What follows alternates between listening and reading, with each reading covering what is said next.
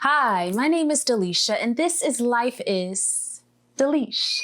Each week I make videos to help women live more abundantly. If you've been here for a while, then you know that I love all things beauty and style, and I believe in everyday elegance. I also am passionate about women in business because I am one. I'm a copywriter, and this month marks 1 year since I have been a full-time entrepreneur. If you're a woman in business, let me know in the comments what kind of content you want to hear from me and what you want to learn about that could help you on your journey. I'm always excited to share what I'm learning and how I'm growing, but if there's anything specific that you want to hear about, let me know. As a copywriter, I primarily help small businesses attract their ideal clients by writing keyword-optimized web copy. I also write for social media, video scripts, and more. In my last video, I shared on what on earth a copywriter is. So in this video, I'm sharing 6 lessons I've learned in my first year in business. I should start by saying that entrepreneurship is hard work. I know you've heard this before, but truly it is. You have to show up for yourself every day, and many days just want to relax on my couch with my pink robe and watch girly movies on Netflix. And there's a time for that. But there's always some kind of work to be done. And we'll talk more on that later. So let's get into it. 6 lessons I've learned in my first year in business. Number 1, your friends are not your primary audience. Depending on your product or service, your friends may not be your target audience. And that's okay. It's easy to become discouraged and to think your friends aren't supportive and that, no one has your back and you're in the world all alone.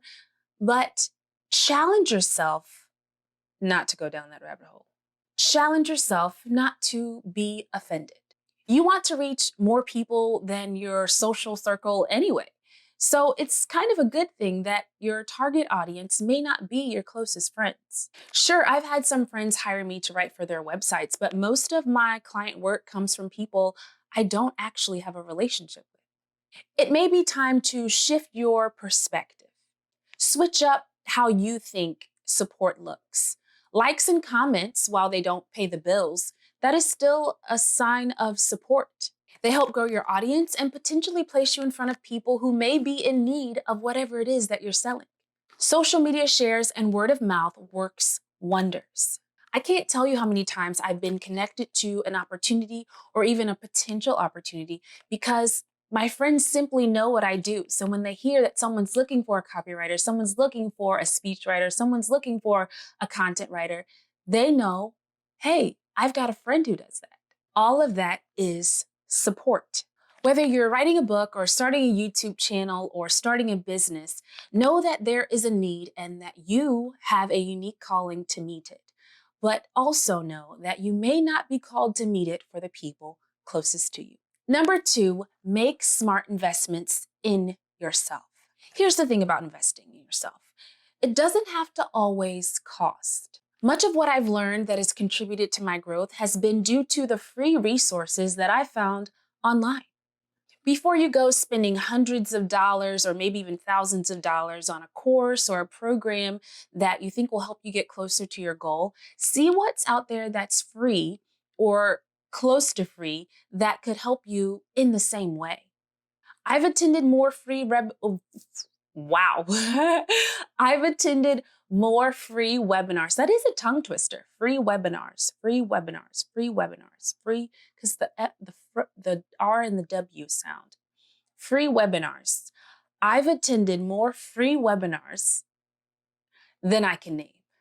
Sure, there's always a soft sell or a sign up at the end of them, but the best ones truly offer you great content. You walk away learning something that can really help you. I've been to some where it's like, you just wasted my time to get me to sign up for your little program, sis. Like, okay. But I've been to many more that have actually been helpful in learning whatever it is that they said they were going to teach me. You always want to be following and engaging with people who are adding value to you. And you also want to be someone who is adding value to the people in your community too. What else? Oh, Facebook groups. I am a member of several Facebook groups for women in business or for freelancers or for freelance writers or for influencers, because when you surround yourself with other people who are doing what you're doing, they are cheering you on, they're supporting you, and they're also sharing with you their struggles and their successes. And that can help you either not make the mistakes that they have made or learn from the strategies that they've used to grow. I've learned about pricing, negotiation, and overall business communication just by scrolling through and reading some of the threads on Facebook groups. I also subscribe to newsletters, some that come with a nominal fee that help me find clients. I could spend all of my time, you know, searching for clients. But if I can, subscribe to a newsletter where someone is already doing that and pay a small fee for it, then that takes less time that I have to work on admin things, and I can focus more on pitching, more on creating content, and more on working on the client work that I already have. So I skim through the emails, whether they're weekly or bi-weekly. I find opportunities that really speak to me that I'm excited about. I either DM them or I email them. If I DM them on Twitter, like let's say they tweeted about it, but they didn't give an email and I DM them, then I'm a little bit more conversational, but still professional. But if I email them, then I'm definitely as professional as possible while still having a little personality. So anyway, I reach out, I give them a little blurb about me, my pitch, and my portfolio. Sometimes I'm hired, sometimes I'm not, but I found that the more times I pitch myself, the more chances or opportunities I will have to actually get new clients. So that was kind of there were a few things in there when I said that invest in yourself. I talked about different groups you can be a part of, like ways to find free resources instead of paying for ones, and some tips on pitching. That was a three for total. Books are also great resources. One of the best resources books that I've taken advantage of, one of the best book resources, that I've taken advantage of this year is Profit First. And it's about how you can restructure your finances of your business so that you are actually taking a profit, that you're reducing your operational costs, and that you are recording a profit each year. So I'm learning more and more about how to do that by reading the book. Another good resource for me has been the New York's chapter of Start Small, Think Big. Start Small, I think it's called Start Small. Start Small, Think Big. Think Big, Start Small. Start Small, Think Big has also been a great resource for me. Through the program, I've been able to apply for and receive free legal counsel on several occasions regarding business structure, forming an LLC, many, many things. And I'm grateful for that as a resource for small business owners, and especially for minority and women-owned businesses. They also offer financial and marketing services. There's a world of resources out there for all those who are willing to research, put themselves out there, and be humble enough to ask for help. Number 3, your thing may come later. I didn't start out as a copywriter for websites. I kind of stumbled into it. I connected with a graphic designer who pulled me onto projects that she was working on for small business websites. And from there, I learned, wow, I'm really enjoying this process. I love learning about different industries and different businesses. I'm also learning so much about writing for SEO, which was something that I hadn't done before. And so it was then that I was like, okay, this is kind of my thing. And so from there, I began to market myself as a copywriter for small businesses and entrepreneurs. I still work with that graphic designer, and I'm grateful for our friendship and our relationship early on as I was a freelancer, because it's led to so much business for me now.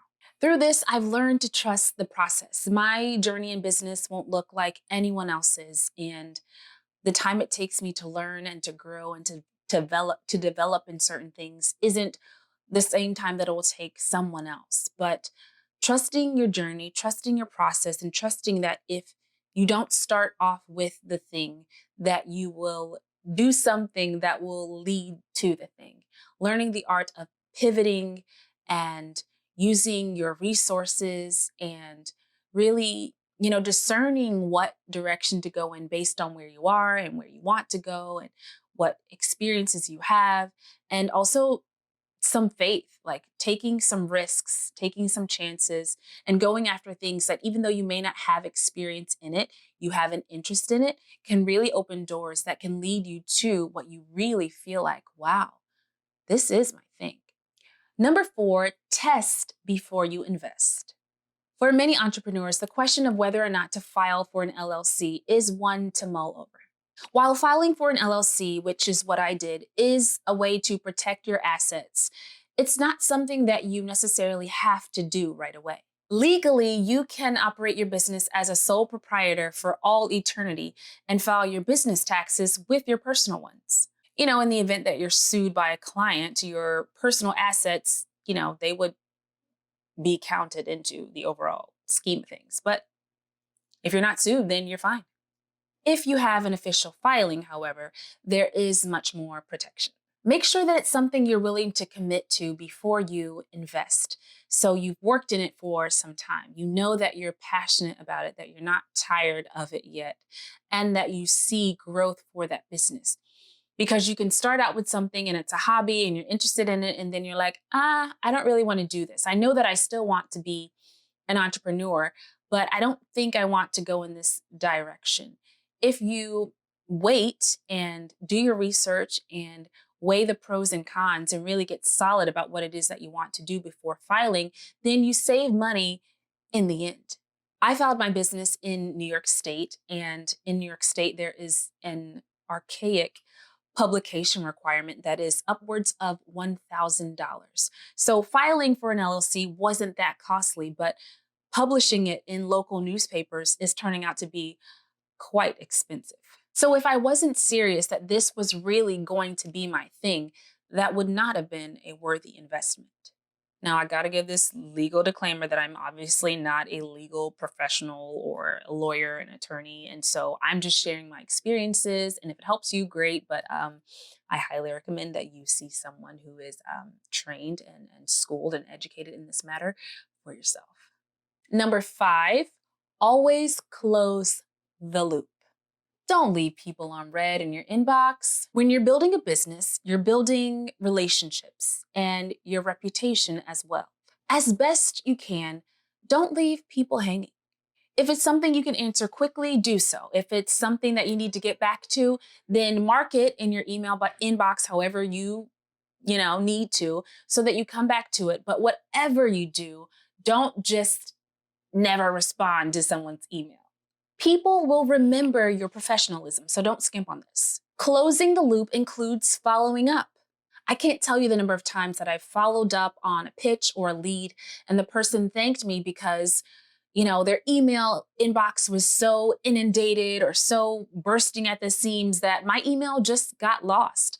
A lot of times, people aren't ignoring you. They just have a lot going on, and sometimes they forget that they were in a conversation or what have you. But you don't want to be that person. As long as it's up to you, follow up. These people don't know you. It's easy to be forgettable, especially if it's only an email thread and you haven't met that person in person. Make yourself memorable by closing the loop. Do this in a polite and non-stalkerish way, okay? Sometimes when I'm pitching, the person will get back to me and say, oh, we found someone for this project, but we'll keep you on file. It can be very frustrating to hear that over and over again. And you could be tempted to just read it and close your inbox or close your phone or close your laptop. But I would encourage you to follow up with a thank you that person took the time to let you know, and to say, oh yes, I would love to be kept on file for future opportunities. I'm sure many people get those rejection emails and just close out, but not me, because I'm going to close the loop. And you should too. Number 6, I want you to repeat after me. Rest is productive. You may have heard this before, but you cannot pour from an empty vessel. It may be tempting to work nonstop because of the success stories that you hear and see, but Team No Sleep is not a badge of honor. I know it may not seem like it, but your desire for success can't be greater than your desire for quality health and life. Your body is a temple, and we only get one. So it's imperative that we take care of it. That means Getting rest. That means taking a break. That means sleeping. I rather enjoy sleep. If you're someone who feels like whenever you're resting, someone else is out there working harder than you, snap out of it. That is a lie from the enemy to keep you exhausted. The key is to work smarter. The key is to create systems for doing what you must, delegating what you can, and carving out time to rest. For me, taking a weekly sabbatical is a non-negotiable. It's not always the same day of the week, and I'm not always as successful at it as I would like to be, but I'm getting there. I'm a work in progress, and I intend to take one each and every week. Running on fumes is not good for my complexion, and I prefer not to walk around with designer bags under my eyes. So take time to rest. Be intentional about it. Carve out time. Do whatever you've got to do to make sure that you're not running on fumes and that you're refueling yourself so that you can do your very best work. So those are 6 lessons I've learned in my first year of entrepreneurship, and each day I'm learning much more. If you're an entrepreneur or you're new in business or new in freelancing, let me know if these tips helped you. Thanks for watching Life is Deleesh. Now go live abundantly. It works on the first time, I don't know why.